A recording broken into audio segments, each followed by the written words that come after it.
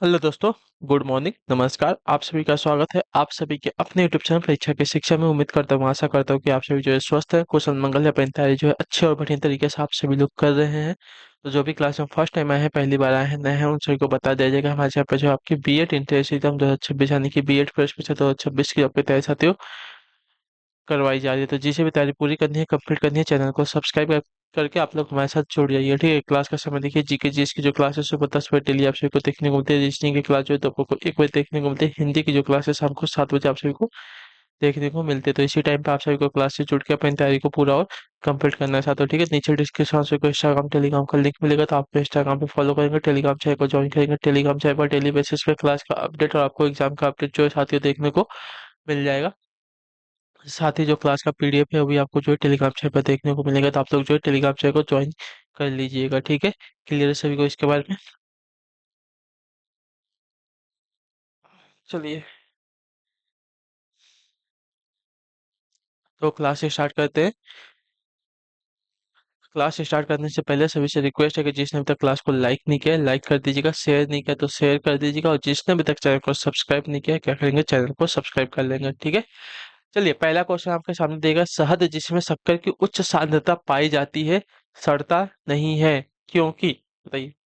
शहद जो होता है जिसमें शक्कर की उच्च सांद्रता पाई जाती है, यह सड़ता क्यों नहीं है, बताइए। या मीठा होने के बावजूद भी सड़ता क्यों नहीं है, या तो ये सड़ता नहीं है क्योंकि उच्च परासरणीय सामर्थ्य के घोल में पानी निकल जाने के कारण जीवाणु जो है सक्रिय अवस्था में जीवित नहीं रह पाते इसके वजह से। ठीक है, तो ऑप्शन नंबर हमारा सी राइट है। ठीक है, उच्च परासरणीय सामर्थ्य घोल से पानी निकल जाने के कारण जो है जीवाणु सक्रिय अवस्था में जीवित नहीं रह पाते। शहद में पानी की मात्रा ना के बराबर होती है, इसलिए जीवाणुओं का जीवन संभव नहीं होता है इसमें। ठीक, चलिए अगला क्वेश्चन आपका है 27 नंबर। कम तापमात्रा पर शीशा निम्नलिखित में से किस रूप में बर्ताव करता है, बताइए। कम तापमात्रा पर जो शीशा होता है निम्नलिखित में से किस रूप में बर्ताव करता है, तो यार राइट आंसर बताते हो श्रेष्ठ चालक के रूप में। ठीक है, ऑप्शन नंबर हमारा बी राइट हो जाएगा। क्लियर सबको, कम ताप पर शीशा जो है श्रेष्ठ चालक या अति चालक की तरह जो है व्यवहार करता है। ठीक है, क्लियर सभी को इसके बारे में। चलिए अगले क्वेश्चन को देखेंगे, आपका है 28वां प्रश्न, उत्तर देने की कोशिश करेंगे आप सभी लोग। अकबर का मकबरा निम्नलिखित में से किस स्थान पर स्थित है, बताइए। अकबर का जो मकबरा है निम्नलिखित में से किस स्थान पर स्थित है, तो यह स्थित है आपका साथियों सिकंदरा में। ठीक है, ऑप्शन नंबर हमारा ये वाला जो दिया गया है साथियों सही उत्तर होगा। ठीक है, अकबर का जो मकबरा है आगरा से 4 किलोमीटर की दूरी पर सिकंदरा नामक स्थान पर स्थित है। ठीक है, और इसका निर्माण जो है स्वयं अकबर ने शुरू करवाया था। चलिए, लेकिन इसको जो पूरा करवाया था जहांगीर ने करवाया था, क्योंकि अकबर जो है इसका काम पूरा होने के पहले ही क्या हो गई थी, उसकी मृत्यु हो गई थी। चलिए अगला प्रश्न है आपका साथियों 29वां, पंडित भीमसेन जोशी निम्नलिखित में से किस क्षेत्र से संबंध रखते हैं, बताइए। पंडित भीमसेन जोशी निम्नलिखित में से किस क्षेत्र से संबंध रखते हैं, या तो इसका सही उत्तर आपका हो जाएगा साथियों शास्त्रीय संगीत से। ठीक है, ऑप्शन नंबर हमारा सी जो दिएगा साथियों आपका राइट आंसर होगा। ठीक है, पंडित भीमसेन जोशी महाराष्ट्र राज्य के एक प्रख्यात क्या है, भारतीय गायक है। ठीक है, जिनका संबंध आपका हिंदुस्तानी संगीत शैली में शास्त्रीय संगीत से है। चलिए क्वेश्चन नंबर आपका 30 है, उत्तर देने की कोशिश करेंगे साथियों। पूछा गया आपका संयुक्त राष्ट्र की सुरक्षा परिषद के 10 अस्थायी सदस्यों का कार्यकाल कितने वर्षों का होता है, बताइए। कितना होता है, इसका सही उत्तर बताइए, सही उत्तर क्या होगा। संयुक्त राष्ट्र संघ सुरक्षा परिषद, अच्छा, संयुक्त राष्ट्र सुरक्षा परिषद के 10 अस्थायी सदस्यों का जो कार्यकाल है कितना होता है, तो इसका सही उत्तर आपका हो जाएगा साथियों 2 वर्षों का होता है। ठीक है, ऑप्शन नंबर हमारा डी जो दिएगा आपका राइट आंसर हो जाएगा। क्लियर सबको इसके बारे में। चलिए अगले क्वेश्चन को देखेंगे, आपका है 31 31वां, त्रिपिटक ग्रंथ का संबंध जो है किस धर्म से, बताइए। त्रिपिटक धर्म ग्रंथ का जो संबंध है किस धर्म से है, इसका सही उत्तर बताइए।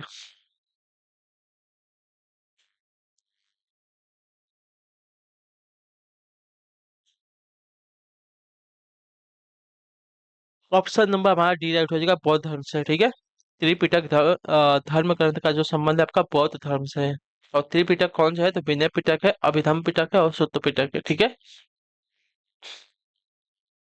चलिए, और तीनों पिटकों की भाषा जो है क्या है, पाली है, इतना याद रखेंगे।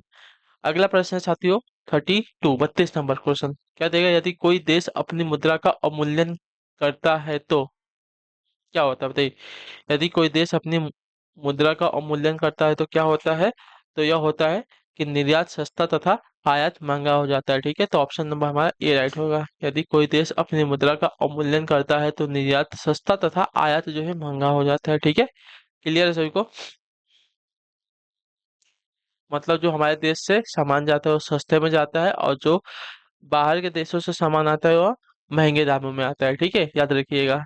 तो यदि कोई देश अपनी मुद्रा का अवमूल्यन करता है तो क्या हो जाएगा कि उसको अपनी जो चीजें हैं सस्ते में बेचनी पड़ेगी, और बाहर की जो चीजें हैं उसको महंगे में खरीदनी पड़ेगी। ठीक है, चलिए अगला प्रश्न है साथियों आपका 32 निम्नलिखित में से कौन सी और धातु अपनी तरलीय अवस्था में अपरूपता दर्शाती है, प्रदर्शित करती है, बताइए। निम्नलिखित में से कौन सी अधातु अपनी तरलीय अवस्था में अपरूपता प्रदर्शित करती है, तो इसका सही उत्तर आपका हो जाएगा साथियों सल्फर। ठीक है, ऑप्शन नंबर हमारा बी वाला राइट हो जाएगा। ठीक है, सल्फर अधातु अपनी तरली अवस्था में अपरूपता प्रदर्शित करती है। ठीक है, सल्फर एक आपका अधातु यानी कि नॉन मेटल है। ठीक है, चलिए अगला क्वेश्चन देखेंगे, आपका है 34 नंबर, जीडीपी सूचकांक के क्षेत्रवार विवरण से किसका मापन किया जा सकता है, बताइए। जीडीपी सूचकांक के क्षेत्रवार विवरण से जो है किसका मापन किया जा सकता है, इसका सही उत्तर दीजिए। तो इसका राइट आंसर साथियों देश का आर्थिक विकास। ठीक है, ऑप्शन नंबर हमारा बी जो दिया गया है आपका राइट आंसर। जीडीपी सूचकांक के क्षेत्रवार विवरण से जो है देश के आर्थिक विकास का मापन किया जा सकता है। ठीक है, ग्रॉस डोमेस्टिक प्रोडक्ट इसको कहा जाता है, यानी कि सकल घरेलू उत्पाद। ठीक है, क्या कहा जाता है इसको, सकल घरेलू उत्पाद। ठीक है, जीडीपी का हिंदी में कहते हैं ग्रॉस डोमेस्टिक प्रोडक्ट, सकल घरेलू उत्पाद। चलिए 35 नंबर, रागिनी किस राज्य की लोकप्रिय गीत शैली, बताइए। रागिनी जो है किस राज्य की लोकप्रिय गीत शैली है, तो इसका राइट आंसर हो जाएगा साथियों आपका हरियाणा की। ठीक है, ऑप्शन नंबर हमारा सी जो दिया गया साथियों आपका राइट आंसर, रागिनी जो है हरियाणा राज्य की लोकप्रिय गीत शैली है। क्लियर सभी को, तो ऑप्शन नंबर सी हमारा जो दिया गया साथियों सही उत्तर होगा। 36 निम्न में से कौन सी सीमा रेखा रेड क्लिफ रेखा कहलाती है, बताइए। निम्नलिखित में से कौन सी सीमा रेखा आपकी रेड क्लिफ रेखा कहलाती है, तो इसका राइट आंसर आपका हो जाएगा साथियों आपका भारत तथा पाकिस्तान के बीच की रेखा। ठीक है, ऑप्शन नंबर हमारा सी राइट होगा। ठीक है, भारत तथा पाकिस्तान की बीच की जो सीमा रेखा आपकी रेड क्लिफ रेखा कहलाती है। चलिए क्वेश्चन नंबर आपका 37 है, सामने दिया गया है, उत्तर दीजिएगा। उससे पहले देख लीजिए एक बार, जिसने अभी तक चैनल को सब्सक्राइब नहीं किया है गलती से, तो चैनल को सब्सक्राइब कर लीजिएगा, और क्लास को जिसने अभी तक लाइक नहीं किया है लाइक कर दीजिएगा। ठीक है, और क्लास को अपने दोस्तों के साथ शेयर कर दीजिएगा, जो भी 2026 में बीएड करने वाले हैं उनके साथ, और आप लोग भी जो है क्लास को अच्छे से अटेंड कीजिए। ठीक है, चलिए दीपिका कुमारी का संबंध जो है निम्नलिखित में से किस खेल से है, बताइए। दीपिका कुमारी का जो संबंध है निम्नलिखित में से किस खेल से है, तो इसका सही उत्तर आपका हो जाएगा साथियों तीरंदाजी से। ठीक है, ऑप्शन नंबर हमारा ए जो दिया गया है सही उत्तर होगा। दीपिका कुमारी जो है झारखंड की खिलाड़ी है जो अंतर्राष्ट्रीय स्तर पर शीर्ष तीरंदाजों में से एक है। ठीक है, चलिए तीरंदाजी, धनुष बाण। चलिए अगला प्रश्न है आपका साथियों 38, इबोला शब्द से आप क्या समझते हैं, बताइए। इबोला शब्द से आप क्या समझते हैं, इबोला।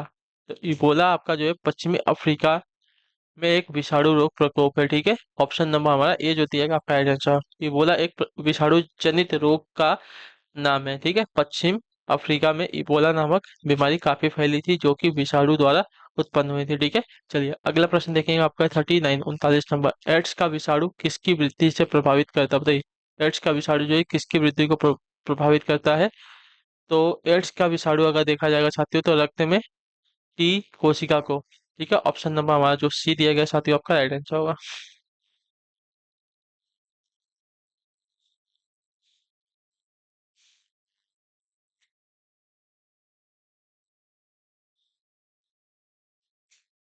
हाँ या ना, एड्स का जो विषाणु है रक्त में टी कोशिका को जो है प्रभावित करता है, ठीक है।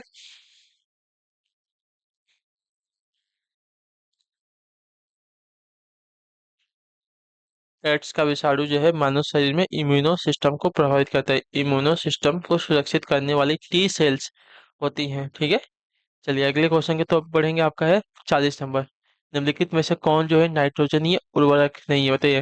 निम्नलिखित में से कौन जो है नाइट्रोजनीय उर्वरक नहीं है, तो नाइट्रोजनीय उर्वरक अगर देखा जाएगा तो आपका राइट आंसर सुपर फॉस्फेट, ठीक है। आपका नाइट्रोजनीय उर्वरक नहीं है, तो ऑप्शन नंबर हमारा डी जो दिएगा आपका राइट आंसर होगा, ठीक है। चलिए अगला प्रश्न देखेंगे साथियों, आपका 41 है, 41 नंबर।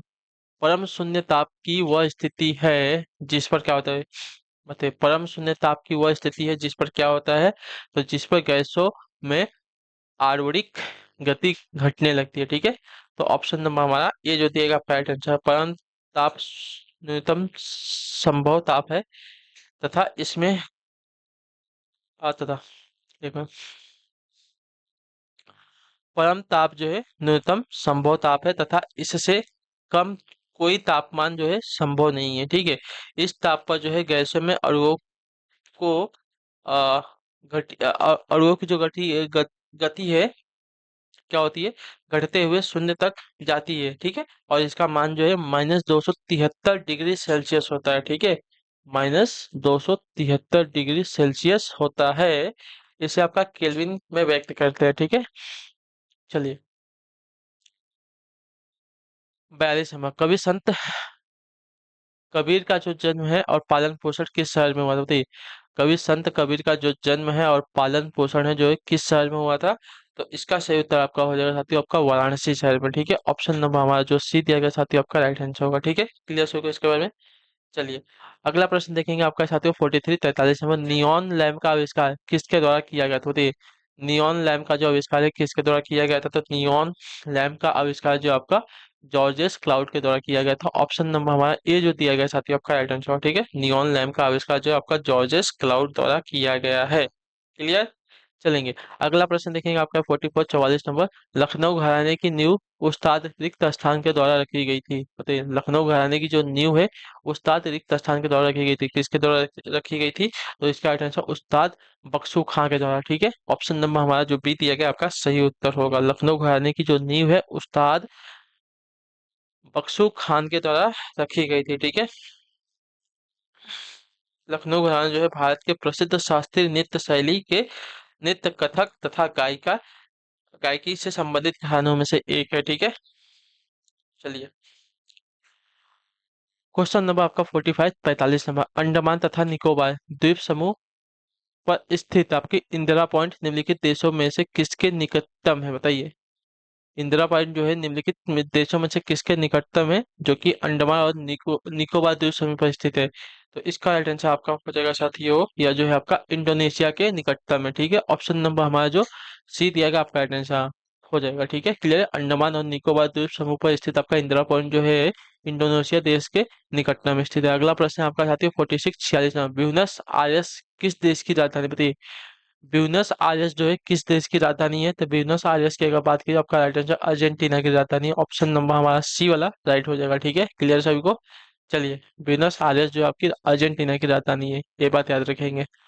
अगला प्रश्न आपका 47 47 नंबर है। रिक्त स्थान राष्ट्रीय उद्यान में सबसे अधिक एक सींग वाले गैंडे पाए जाते हैं किसमें, तो आपका राइट आंसर साथियों कांजीरंगा में, ठीक है। ऑप्शन नंबर हमारा सी राइट होगा। कांजीरंगा राष्ट्रीय उद्यान में सबसे अधिक जो है एक सींग वाले क्या होते हैं, गैंडे पाए जाते हैं, ठीक है। अगला प्रश्न आपके सामने है 48 48 नंबर। इम्फाल किस भारतीय राज्य की राजधानी है, बताइए।